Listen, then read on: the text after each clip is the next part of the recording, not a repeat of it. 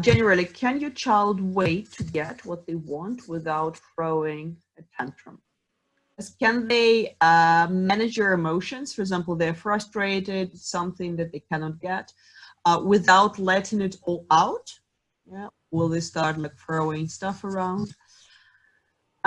What happens to their movement?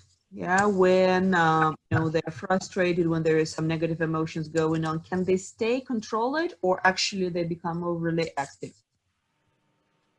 Can they wait for their turn to speak, or are they interrupting?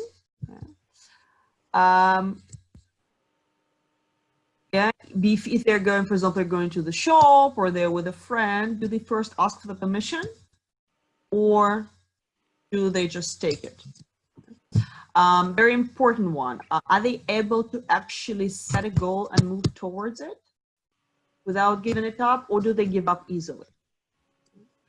You see where I'm pointing, right? Can they anticipate and think about the potential consequences of their actions? Yeah, and maybe even possibly change behavior based on that or not? So these are all signs of self-control. Now let's see how many we have. Yeah, I'm just curious to hear from parents. So how many do you think your children do? Like 6 out of 8, 8 out of 8? There is no question of trust because there is no tool to manage something if the child doesn't have this. Yeah, if they have 7 out of 8, yes, I would talk about this. If there's 3 out of 8, I probably wouldn't.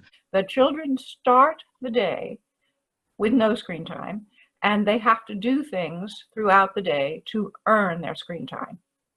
That breeds self-reliance and self-respect and pride in their achievement. Whereas if we start with the assumption that screen time is their birthright, but every once in a while we take it away, that breeds resentment and outrage.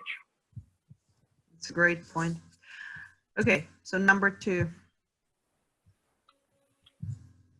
By the time children and teens are 90% cooperative, they will also start to do the things they're supposed to do without being told, because they're getting into the habit of it.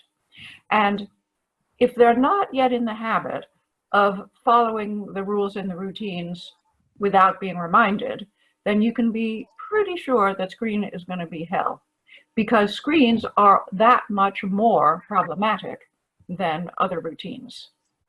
And of course, when children and teens are still making a fuss, when they have to come off the screen at the time that they know, if they're still making a fuss about that, whether the fuss could be a tantrum, or when they're a bit older, it's the rolling of the eyes and the snotty tone of voice and the whatever, when they're doing that, you know they're not ready yet to be trusted.